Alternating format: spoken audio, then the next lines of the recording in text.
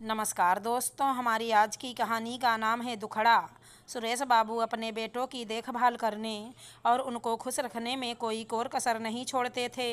अपने बच्चों के आगे परिवार के सभी बच्चों को बहुत हिकारत की दृष्टि से देखते, चाहे खुद के परिवार के भांजा भांजी, भतीजा भतीजी ही क्यों न हो। पर्व त्योहार में सारा परिवार जब इकट्ठा होता तो तरह तरह की मिठाइयाँ आती, लेकिन उसे लेकर वो सेकंड फ्लोर पर चले जाते जहाँ उनके बच्चे रहते थे। जबकि संयुक्त परिवार में सभी लोगों को आपस में मिलजुल कर रहना चाहिए था। उनके छोटे भाई बोलते, लेकिन उनके कान पर जूं नहीं रेंगती। बेशर्मी की हद तो तब होती जब सबके सामने ही अपने बच्चों को अच्छी क्वालिटी की ढेर सारी मिठाइयाँ खिलाते और घर के बाकी बच्चों के लिए साधारण सी मिठाई लाते। जब उनके भतीजा भतीजी ऊपर जाते तो वहीं ये लोग बढ़िया मिठाई खाते रहते, इनको पूछते भी नहीं। उनके तीनों बेटे शहर के प्रतिष्ठित स्कूल में पढ़ते थे।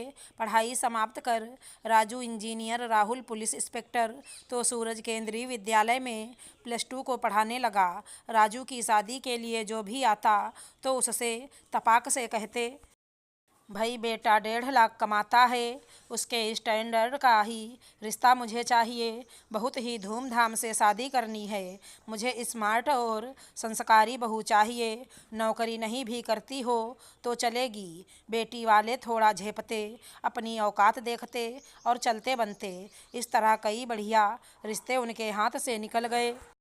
फिर भी उन्होंने लड़की वालों को जलील करना नहीं छोड़ा। एक दिन अचानक शहर के बहुत बड़े प्रॉपर्टी डीलर श्यामजी सिंह उनके घर पधारे। वह अपनी बिटिया रूपा का रिश्ता राजू के लिए लेकर आए थे। सुरेश बाबू ने श्यामजी बाबू से कहा, धन्य भाग्य हमारे जो आप हमारे घर पधारे। श्यामजी बाबू ने कहा, ऐसा क्यों कह रहे हैं सुरेश बाबू? क्या मैं आपसे मिलने नहीं आ सकता? जी क्यों नहीं आ सकते? आपका ही घर है, जब चाहें तब आ सकते हैं। आप शहर के इतने प्रतिष्ठित आदमी हैं तो मैंने सोचा मेरे जैसे छोटे लोगों से आपको क्या काम पड़ गया, इसलिए थोड़ा आश्चर्यचकित हूँ। जी मैं अपनी बिटिया का रिश्ता आपके बड़े बेटे के लिए लेकर आया हूँ। आप बस शादी के लिए हाँ कर दीजिए, मैं आपकी सारी मांगें पूरी कर दूँगा। अरे नहीं नहीं, मेरी कोई मांग नहीं है, आप ही का बेटा है। आप जैसे चाहें शादी कर सकते हैं, तो मैं रिश्ता पक्का समझें।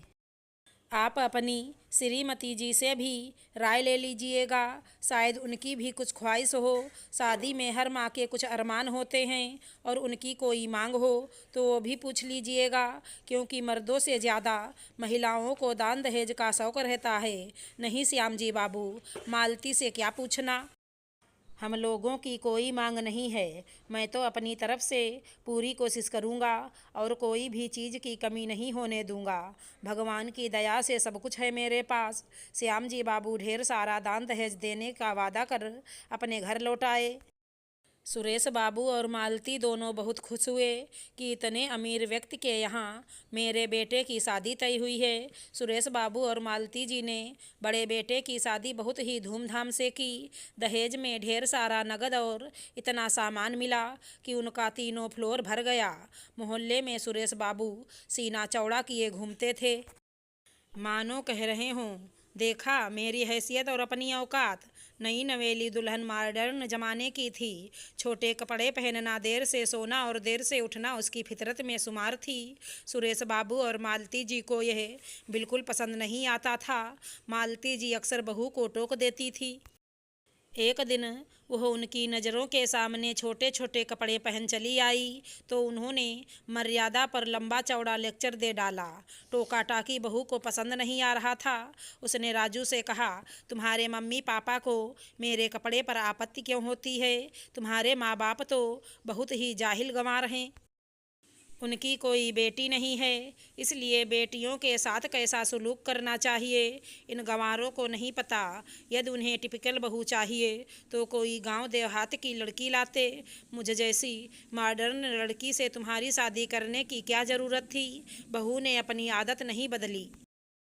छोटे छोटे कपड़ों को कौन कहे। वह जींस टॉप स्कर्ट पहनकर बाजार निकलने लगी। लोगों ने सुरेश बाबू से कहा, यह क्या, आपकी बहू तो जींस टॉप पहनती है। मुझे लगता है अब आपकी घर में नहीं चलती, या मना करने की आपकी औकात ही नहीं है। अमीर घर की बिगड़ी बेटी लाएंगे तो यही हाल होगा ना। दहेज के लालच में आपने कई अच्छे अच्छे रिश्तों को ठुकरा दिया। अब देखिएगा यही मॉडर्न बहू आपकी नाक कटवाएगी। सुरेश बाबू ने बेटे राजू से कहा, बहू को रस्मों रिवाज की समझ तो होनी ही चाहिए। तुम थोड़ा उसे सलीके से रहने की हिदायत दे दो, क्योंकि मोहल्ले में लोगों ने बातें बनानी शुरू कर दी है। बेटे ने तपाक से कहा, मुझे समझ में नहीं आता, आप लोगों को मेरी पत्नी के कपड़ों पर क्यों आपत्ति है। वो क्या पहनती है, क्या ओढ़ती है, इससे आप लोगों को क्या मतलब। हमेशा हम लोगों के जीवन में झांकना छोड़िए। जब देखो तब आप लोग ताक झांक टोका टाकी करते रहते हैं। राजू ने हाथ जोड़कर कहा, हमें अपनी ज़िंदगी जीने दीजिए ना। राजू की मुंह से ऐसी बातें सुनकर सुरेश बाबू अवाक रह गए। उन दोनों को राजू से ऐसी बातों की उम्मीद नहीं थी। अगले दिन रविवार था। सत्यनारायण स्वामी की पूजा होने वाली थी और उसमें बहू बेटे को ही बैठना था। पूजा के लिए मोहल्ले की औरतें आ चुकी थी और कुछ पुरुष भी आए थे। सारे लोग आ गए, अभी तक बहू नीचे नहीं आई। पंडित जी भी आते ही होंगे। उनकी पड़ोसन बीना ने मालती से कहा।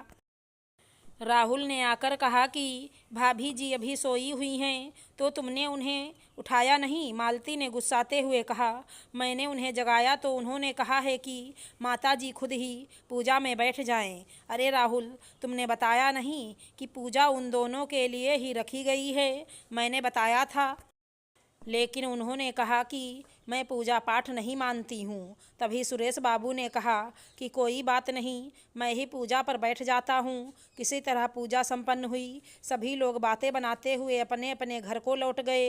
मालती जी ने बहू को डांटते हुए कहा, जब तुम जानती थी कि पूजा तुम लोगों के लिए ही रखा गया है, तो नीचे क्यों नहीं आई। पूजा के बाद भी तो तुम सो सकती थी। सबके सामने इतनी बेइज्जती कराने की क्या ज़रूरत थी। बहू ने रोते हुए राजू से कहा, अब तो मेरा सोना भी तुम्हारी मम्मी को रास नहीं आ रहा है। बात बात में मुझे डांटती रहती हैं। इनको तो देहाती बहू चाहिए थी, जो दिन रात जी माँ जी हाँ माँ जी कहती रहती। मुझे जैसी पढ़ी लिखी और मॉडर्न लड़की कहाँ इन जाहिलों के बीच फंस गई। बेटा बाथरूम से निकला और बोला, क्या बात है, क्या चाहती हो मम्मी तुम। अब रूपा सोया भी न करे। रविवार था, देर तक सोती रही तो कौन सा पहाड़ टूट पड़ा। कैसे बेशर्म हो गए हो बेटे। अरे जब तुम लोगों के लिए पूजा रखी थी तो तुम लोगों का फर्ज नहीं बनता कि पूजा में शामिल हो। मोहल्ले की औरतों के सामने मेरी नाक कटवा दिया तुम लोगों ने। मम्मी आप फिर से लेक्चर ना दीजिए। आपको तो बहू के पीछे पड़ने की आदत हो गई है। सोमवार को बिना ब्रेकफास्ट किए ही राजू अपने ऑफिस चला गया।